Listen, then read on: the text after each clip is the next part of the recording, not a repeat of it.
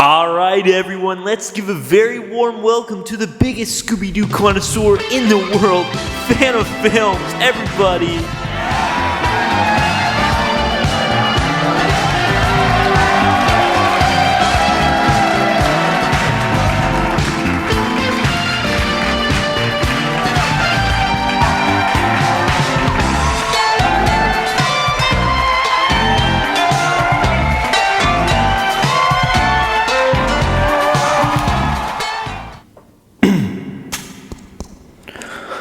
What do you call a belt that's made out of watches? A waste of time. What? Why aren't you guys laughing? That's a funny joke.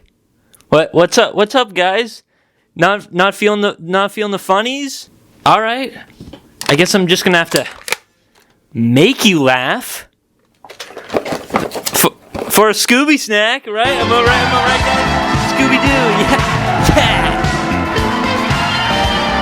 Now, Scooby Doo has seen some stuff, let me tell you. He's been on some crazy adventures to see some like monsters and ghosts and mummies, werewolves. He's even seen John Cena, and I'm pretty sure no one can see John Cena. What I'm trying to get at is that there's been literally 1,000 Scooby Doo movies. And so as the Scooby Doo connoisseur that I am, that I proclaim that I am, and that I actually am, I decide, hey, let me look at what is the weirdest Scooby Doo piece of media that I can find. What I've come up with is that the weirdest piece of media of the Scooby Doo franchise is the 2 live-action Scooby Doo movies. And you might be thinking, wait a minute. No, they're not that weird. Yes, they are. I've seen it with my very 2 eyes. They're very weird. And you could say Scooby Doo is weirder than you remember. Get it? Because I said the title of the video. So that's kind of like an indication that I should probably start maybe the cool intro.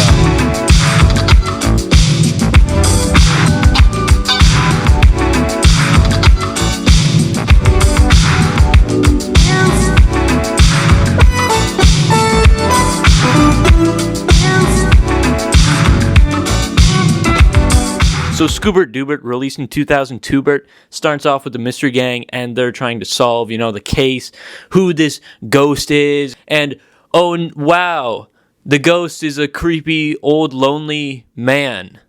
Who'd have guessed?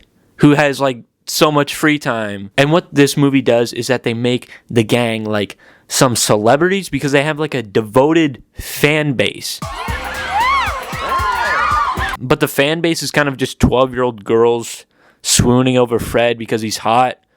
And then the gang's come on, Fred, we kind of want some of the clout, which is kind of weird because throughout the cartoons, they were never in it for the mysteries, to get clout. But this movie, they're Fred, we're trying to solve these mysteries, and everyone cares about us because you're hot. That's a struggle for most people. I can relate to that. Everyone likes us because we're hot. I know. I like how they kind of, made a relatable moment for people like me. And then Shaggy's just you know what, Velma? You're actually sweet and sour sauce. Velma, you're the sweet and sour mustard sauce that goes on top. And then she's all right, that's done. I'm quitting. It looks like it's just you and me for a while, buddy, old pal. What now, Raggy? I guess we'll all just do what we do best, Scoob. Smoke weed. Or cook burgers, yeah. That was second guess. So as Scooby's rocking the do-rag and Shaggy's cooking up those burgers, we got some guy knocking on their van door, and he's like, hey, what's up, guys? I'm the representative of the spooky island. It's a spooky island. You guys can come on over for free. And they're like, I don't know, guy. I will give you free food. All you can eat? And I'm kind of surprised and shocked that they went in.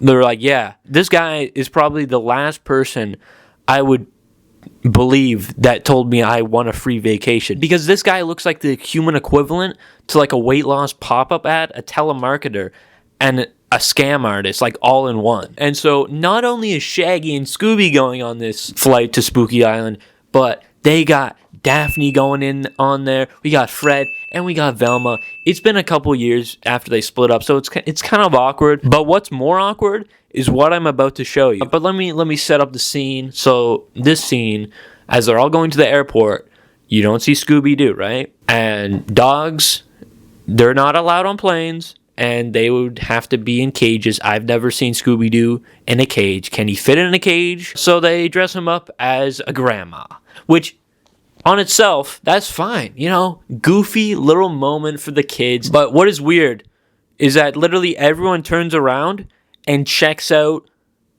Granny Scooby Doo. Like, I'm not kidding you. I could do a 10-page essay on all of the reactions that these people give Scooby Doo, but for right now, I'm gonna give you like the top like 3 or 4 reactions that I found. We have this guy who literally, as Granny Scooby Doo walks out, he's like getting a better peek, and he's like standing up. We have this kid who I don't know what the directors told him to do, but it obviously wasn't that, because I have no clue what kind of reaction that was. We got this guy who probably has like a wife and kids, and is just not moving. But my all-time favorite reaction out of this scene is obviously this kid. He gives Scooby Granny like the weirdest look. He's like, and it was probably at this moment that little Ricky knew he was into furries or something. So let's get back to the plot of the movie. We got Scooby and the gang, and they're going to Spooky Island, and the person that invited them is the head of this island, is Mr. Bean. And Mr. Bean is like, guys, there's some spooky stuff coming out on this Spooky Island. Which, yeah, that kind of makes sense. Like, if there wasn't something spooky going on, like, that'd be false advertising. So, like, but what's happening is that people that are leaving the island are coming back different people. And I think we're all as confused as Brad over here with the crazy hair. Carol, how's the island? Are you tricking on me? Carol, it's me. It's Brad. We've known each other since we were like 3. Back off my grill! So the mystery gang is on the case. We got Velma. She's investigating some dude with like a fire ritual. And then we got Shaggy. He's playing some arcade games with the love interest of the movie. Because if anything that I've learned in all of my life is that every 2000s kids movie has to have a love interest for you know, because. And it seems like they were like, what do we do for Shaggy? Love interest. And they have no idea what they want to do with this character. So they're like, she's going to be secretly possessed. And Daphne wants to prove to the gang that she can actually solve these mysteries, so she gets a head start, heads on over to the spooky mansion where she meets the Voodoo Chicken guy. Yes, Voodoo Ritual, I was about to sacrifice this chicken. So Voodoo Chicken Man, as we know, he's like, don't go into the spooky mansion. And then she goes into the spooky mansion. That's good listening skills. And the whole gang's there as well. And that means, you know, Daphne, she's finding this weird, holy triangular prism type thing that's going to come in handy at the end of the movie. We also get this flashback to when the gang had Scrappy Doo in the gang. And if you're not familiar with who Scrappy Doo, he's literally like the most hated Scooby Doo character in all of existence. That guy sucks. He sucks. And he sucks. Because this movie literally hates Scrappy Doo so much that he pisses on Daphne. And then the gang's like, all right, you're out, dude. You're out. You piss in the van. Number 1 rule. We don't break that. Shaggy has done that multiple times. He's even shit in the van. But that crosses the line. And they kick him out of the van. And you might think, why are you telling me this? Why do I need to know this? You do need to know this. This is crucial information. But ruh-roh, there's some monsters. They're coming out of nowhere. We literally have no context. And I guess their superpower is that their breath smells so bad that it knocks people out and possesses them. And then the next day, everything's back to normal. Everyone's kind of vibing and partying too. And they're like, hey, what's going on? And Fred's out here, and he's just like, yo, yo, yo. The biatch was like, what? And I was like, later on. And let me tell you, possessed Fred is so much better and so much cooler than normal Fred. Because normal Fred. Oh, I'm Fred. I'm hot, and I get women, 12-year-old women. I don't want to say I get 12-year-old women. That sounds so bad. Let me rephrase myself. Oh, I'm Fred. I'm so hot. 12-year-old women want to date me, but I will not date 12-year-old women because that is, I don't date underage women. Man, we got beats like it was the listeners on earth. You know what I'm saying, G? That is so cool. I wish I could be like Fred. And with Fred, Daphne, and Velma being possessed by these stinky breath monsters, it's up to Shaggy and Scooby to find out what's going on. And they find this like little cave, and they have all the souls of the people that got possessed. So Shaggy releases the souls of the mystery gang people, and you know, it's a goofy kids movie. The souls go into the wrong bodies. Uh-oh, they put them in the wrong bodies. What goofy hijinks are gonna come out of this? Daphne, you okay? Yeah. But I'm not Daphne. Fred? Hey, I can look at myself naked.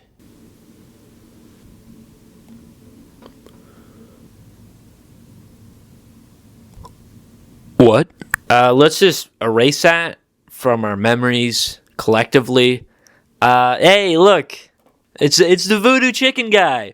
What's he up to? I'm trying to do a voodoo ritual if you don't mind. Thank you. He's still trying to do his voodoo ritual. And so the voodoo chicken guy releases like a ton of exposition on us.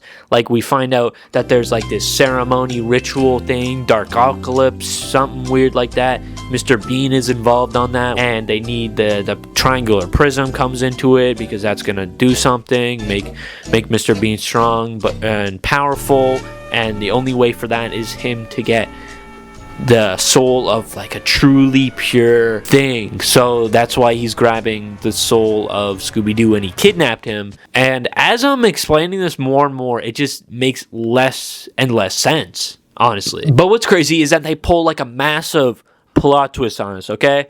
You thought Shyamalan had some crazy twist? This is like a freaking like loop-de-loop of a twist, which is infinitely better. Because what we find out, Mr. Bean is the bad guy, but Mr. Bean is actually a robot. I'm gonna pause for effect right here. That is controlled by Scrappy Doo himself. That's right. Cinema is never going to be the same after this. This movie literally hates Scrappy Doo so much because they not only make him piss in a van and then get kicked out of the van and the gang because of that, but the reason why Scrappy Doo is the villain of the movie is because he wants to get revenge because he pissed in the van and got kicked out of the mystery gang. If Scrappy Doo did not piss in a van, this movie, I don't know if it would have a plot. So Scrappy Doo apparently already sucked the soul out of Scooby Doo and everyone else. So then he just looks like he just took like mad steroids for like 8 years and terrorizes the town. But then like Scooby Doo saves the day and whatever. What I want to know is what was Scrappy Doo's like thought process on this plan of his, because he pretends to be Mr. Bean, who he kidnapped and put him in captive for like 2 years, which is just weird. And then he has to run his own island. He had to do all this just so that he could be, guys, gotcha. Don't kick me out of the van again. What? And I guess all these questions that we have will be answered to us in the next movie, Scooby Doo 2 Monsters Unleashed, released in 2004.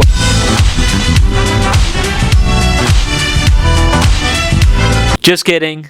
They literally don't do that. But hey, Fred, look at, he has a new hairstyle. That's pretty cool. So Scooby Doo starts out with the gang, and they're like A-list celebrities in this town. Like they have their own like mystery machine limousine.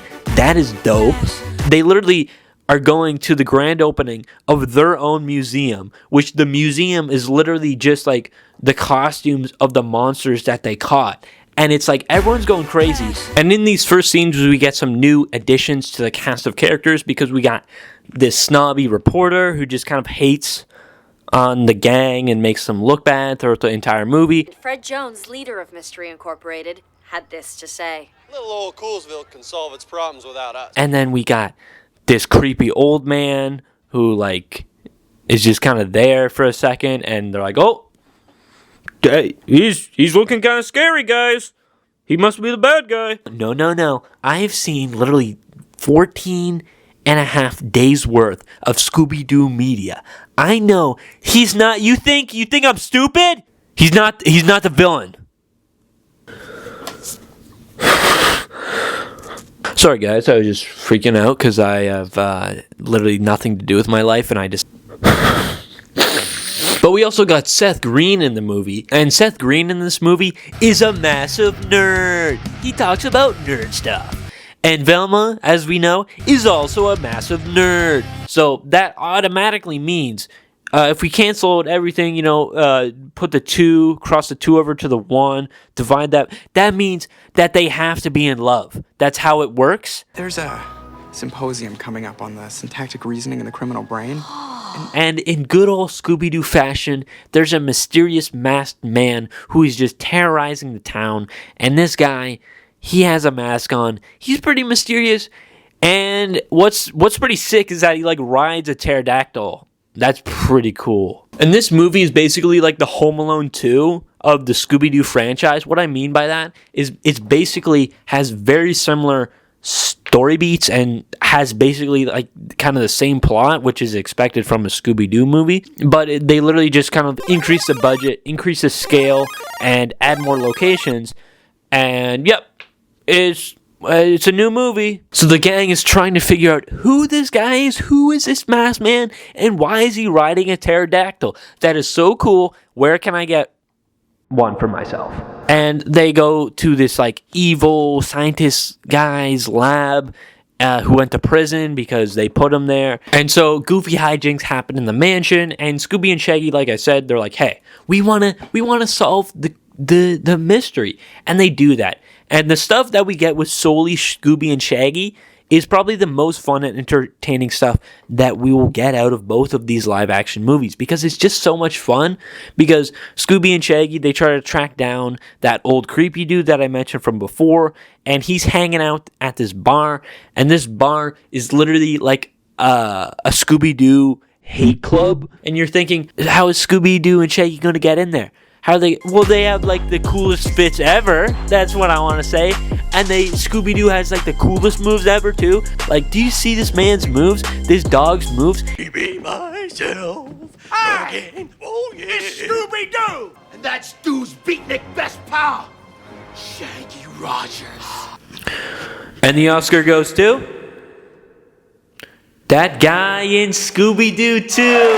This dude's gonna be the next Brando, I think. And then we kind of get some like weird, unexplained stuff happening. Like we have that old creepy dude who just wants to like make a child labor camp, but disguise it as an amusement park. The old-time mining town. A summer camp for kids where they can have an authentic mining experience. They can dig for 18 hours straight. And that's kind of just like unresolved. And it's like, well, thankfully nothing happens with that. And I don't know why they wanted to do that. That was weird. And then we also have the infamous Scooby-Doo scene ever, which is, it's Shaggy and Scooby, and they're drinking potions, and I don't know what they're thinking. Like, it's fine, Scooby turns into a scientist and like a weird googly eye type slimy monster, and Shaggy becomes buff. That's kind of funny. But I don't know who greenlit and was like, yeah, let's make Shaggy a chick. No, that's weird, dude. Don't do that. Who did that? And this is kind of the part of the movie where, the monsters, they're can I say the title of the movie? The monsters are unleashed. And this is kind of where the movie's just like has the most fun and is the most entertaining, because we get a scene where Scooby and Shaggy are literally getting chased down a mountain by like little skeleton creatures, and it's just a fun time. And then we got Fred, and he's like jousting against like a medieval knight on a motorbike. But what is the coolest scene I have ever seen in cinema? And it's around the end of the movie, and the slime creature He's got everyone cornered. There's nowhere to go. It's up to Scooby Doo to save the day. He takes a fire extinguisher, freezes the slime monster, uses the slime monster to like surf it, and then like uses the monster as like a half pipe, does a kickflip, destroys and annihilates the slime monster. People say cinema's dead. I disagree. What is it? What is the Uncut Gems line? I disagree, Gary. Now is the part where you're like, hey, who's the bad guy? Is it the old creepy man who wants to make children dig holes? No, it's not. That was a red herring, you dummy. That was wrong. He's still a villain, but like just in the wrong ways. Is it Seth Green? He's kind of acting kind of sketchy. No, it's not him. It's not him. Then you're probably like, wait a second, who is it? It's the news reporter lady. But it's actually not, because the news reporter lady is actually the mad scientist guy who was in prison. He dressed up for like 2 years as a reporter lady and used the cameraman, Ned, I think his name is, to help him out.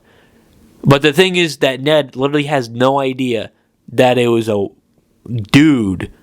So he's just like probably freaked out of his mind. I was kind of like simping for you, but now I found out you're a dude. And once again, the villain puts maximum effort into its plan. This guy literally disguised himself for probably like a year or two as a reporter lady. Probably had to get hired at news stations. Probably was working full time as a fake reporter. Probably had to do some like actual work and work on actual stories. All for what? To get revenge on like 4 teenagers and a dog? You were a dude this whole time? Of course, Dummkopf. But we cuddled.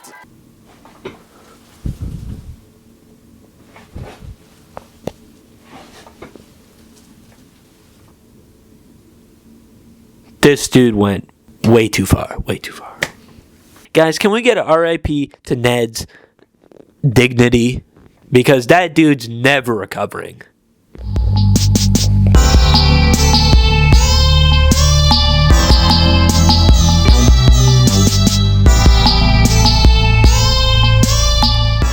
A, O, O, ah,